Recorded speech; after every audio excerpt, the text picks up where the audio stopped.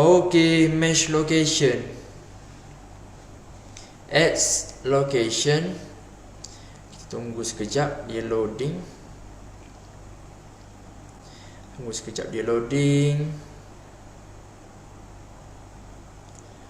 Okey, jadilah macam ni. Saya target umur. Umur berapa saya target? Saya target umur 27, 50 lah. 27 dan 50. Sebab apa 27? Sebab saya nak target ni business owner. Ni page business. Saya target business owner yang berusia 27 tahun ke atas. Ramai orang buat business umur 20 tapi dia baru nak mula masa tu. Saya bukan nak rendahkan siapa-siapa. Ada yang dah ramai berjaya tapi kebanyakannya baru nak mula, dropship, agent. Kalau dia ada bisnes sendiri pun merangkak-rangkak lagi, belum stabil, dia belum lalui fasa sumpahan 3 tahun pertama dia tak lalui lagi. Jadi saya target umur 27 dia dah matang dah stabil dah kena sumpah macam-macam, jatuh bangun, tergolek, terlentang. Saya harap pada usia 27 tahun ni dia dah stabil. Sebab tu saya buat umur 27. Anda nak set umur berapa, kena ada reason, kena ada hujah macam saya baru set umur. Bukan agak-agak rasa nak buat 30, rasa nak buat 18, tolonglah rasa-rasa. Result dia pun rasa-rasa tuan-tuan. 50 sebab apa 50? Sebab kalau lebih tua dari itu, kebanyakannya sudah terlalu stabil. Bukan terlalu stabil, kebanyakannya sudah ada aset. Sebab saya target ni untuk orang yang buat bisnes, untuk buat service accounting, dan dia target untuk beli rumah ataupun nak growkan lagi dia punya bisnes. Okay, gender saya buat lelaki dan perempuan. Cuma detail targeting ni, orang bisnes, ciri-ciri dia apa? Ciri-ciri dia adalah dia ada page Facebook. Jadi saya pun tulis page Facebook, admin page Facebook pada bahagian behavior. Betul? Saya business page admin. Sekarang ni dia ada 4.7 juta yang potential reach, yang akan tengok saya punya iklan. 4.7 juta orang yang berumur 27 ke 50. Tapi bila saya ambil je Facebook page admin, ada 230,000 orang di bandar-bandar utama. Sebab apa bandar-bandar utama? Sebab kita buat seminar di bandar-bandar utama. Jadi senanglah orang-orang di bandar-bandar utama ni untuk join kita punya seminar. Lagi saya nak cuba Nero. Saya nak cuba Nero ni dia page admin dan dia bersilang dengan satu lagi interest yang saya nak letak. Interest apa? Saya nak letak Azizan Osman, Dr. Azizan Osman. Saya pun belajar banyak dari Dr. Azizan Osman. Saya hormat dia. Walaupun ada isu orang kutuk dia, kecam dia, tapi dia guru saya. Walaupun saya ambil satu ilmu daripada dia, dia tetap guru. Tak payahlah nak kecam-kecam orang, tak berbaloi pun. Kita pun bukan bagus sangat. Dah jadi 54,000 orang. Saya boleh letak business page admin dan campur dengan Azizan Osman pada bahagian interest. Tapi saya nak buat dia lebih kecil. Mungkin saya letak di bawah page business page admin, dia akan jadi 100,000 lebih. Tapi saya nak kecilkan dia. Saya nak siapa yang dia page admin dan dia minat Azizan Osman, saya nak yang itulah nampak saya punya iklan. Okey, macam biasa saya nak exclude expat.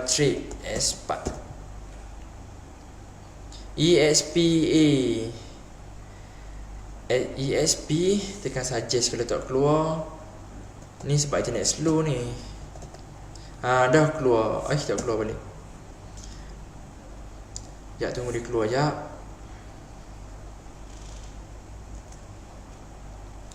ESPAT, ambil atas ni. Kalaulah kita terlepas lagi pendatang-pendatang asing, masuk kita punya page, like kita punya ads, kita boleh je exclude language. Language of, banyak language of Nepal ke India ke, kita boleh ambil. Ni saya silap tekan, padam balik. Language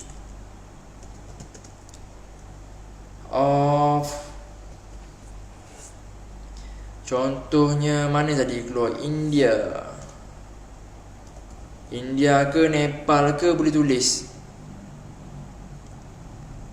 Hilang dah, tadi ada.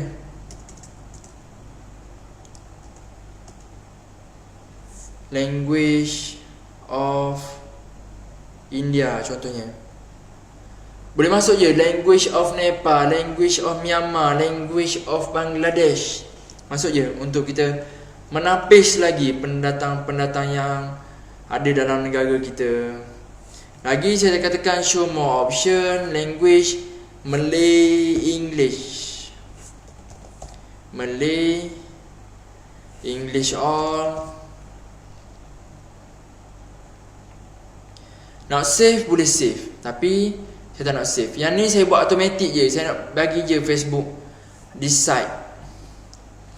Sebab tadi kan saya buat cost cap kan, jadi dia suruh saya tulis cost control. Cost control ni saya nak letak RM2.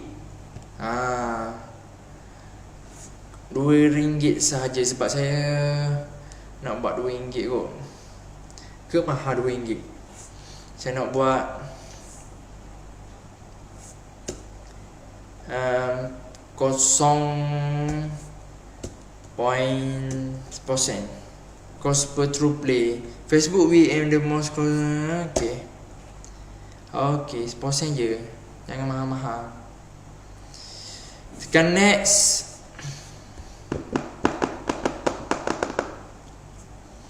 Banking business bersistem. Yang ni tak link, jadi pergi je kat bawah add video. Saya nak ambil video ni. Saya nak upload video, saya nak ambil video ni. Kita ambil video ni lah. Boleh ambil dua je. Ambil video ni lah. Saya ambil video tu. Tunggu dia upload. Uploading video. Pada bahagian bawah kanan tu dia tulis uploading video. Mungkin tak nampak kot, sibuk dengan muka saya.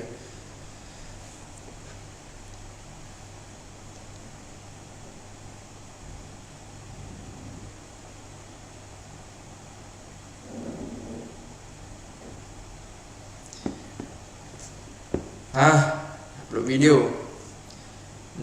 video. Dah upload video. Sekejap. Kita scroll sikit.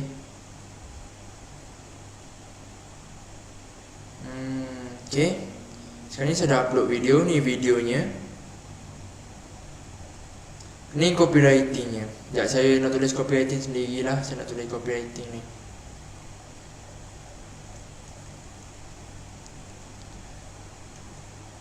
Nak tulis ni, headline dia. Penat kan?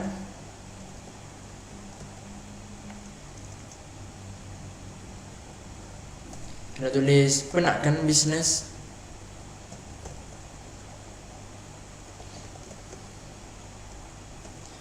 Penat kan bisnes? Dah. Kecil lah bawah ni. Dah bisnes bertahun-tahun, tapi untung, tapi saya nak bawah-bawah, tapi saya nak ke bawah, tapi untung tak nampak. Anda perasan tak?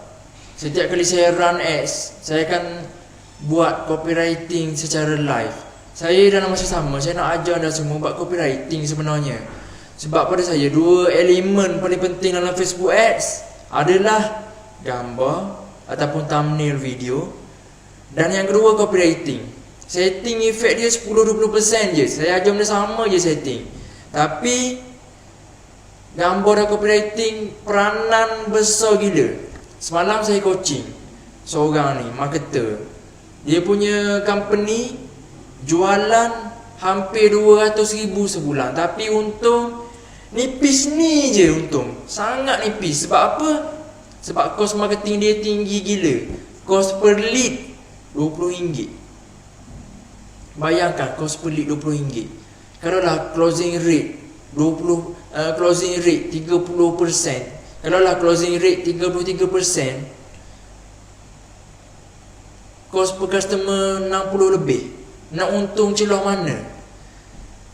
Dia cuma fail copywriting. Gambar dia boleh lah, boleh diterima lah, suang-suang kuku gitu, tapi boleh lah diterima. Tapi copywriting dia fail. Sebab apa? Sebab nampak berselerok, nampak berserabut, tidak ada flow. Dia punya copywriting nampak bersepah. Sebab tu kalau anda perasan saya punya copywriting, saya akan tekan enter, tekan enter, tekan enter. 4 perkataan tekan enter, 4 perkataan tekan enter. Saya tak nak nampak benda tu syarat dan berselerok. Bila orang nampak copywriting kita tu pendek, orang akan fikir copywriting kita tu ringan. Orang akan fikir copywriting kita tu ringan, dan kecenderungan untuk dibaca tu tinggi, menyebabkan kesan dia lead tu jadi murah. Ramai orang klik dari copywriting yang nampak ringan. Ni contohnya saya buat. Pernah kan bisnes 2 perkataan, dah bisnes bertahun-tahun 4 perkataan, tapi 1 perkataan.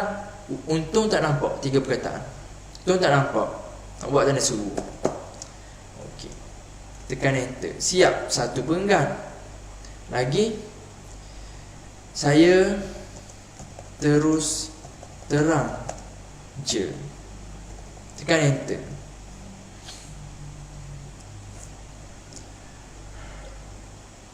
Benda ni silap, dia pergi ke atas.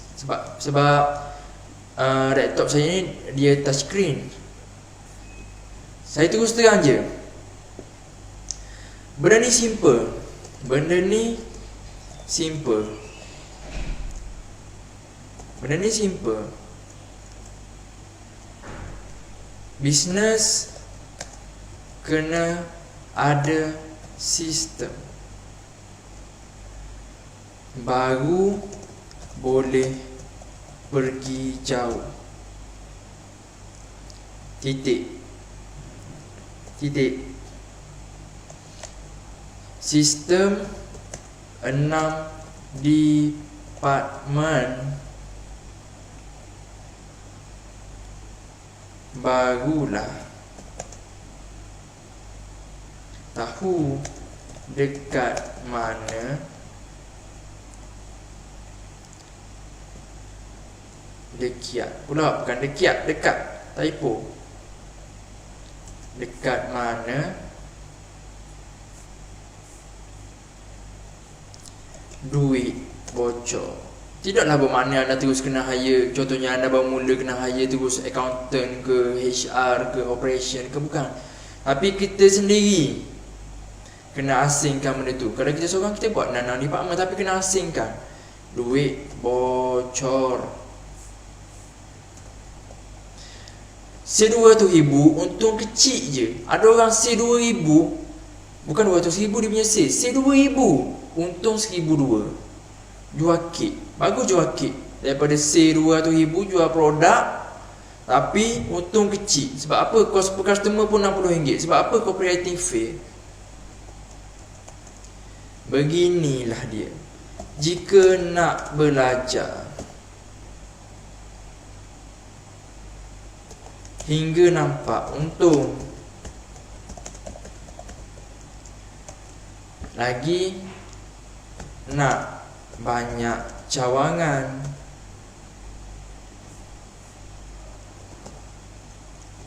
nak ada kereta dan rumah, isi form di bawah. Ctrl Z, Ctrl Z. Oh, tak jadi, silap tekan. Nak ada rumah. Ya. Dia jadi lag ni sebab saya buka OBS yang menyebabkan muka saya dekat ke bawah ni. Sebab tu jadi lag sikit. Nak dapat untung, nak banyak cawangan. Jika nak belajar hingga dapat untung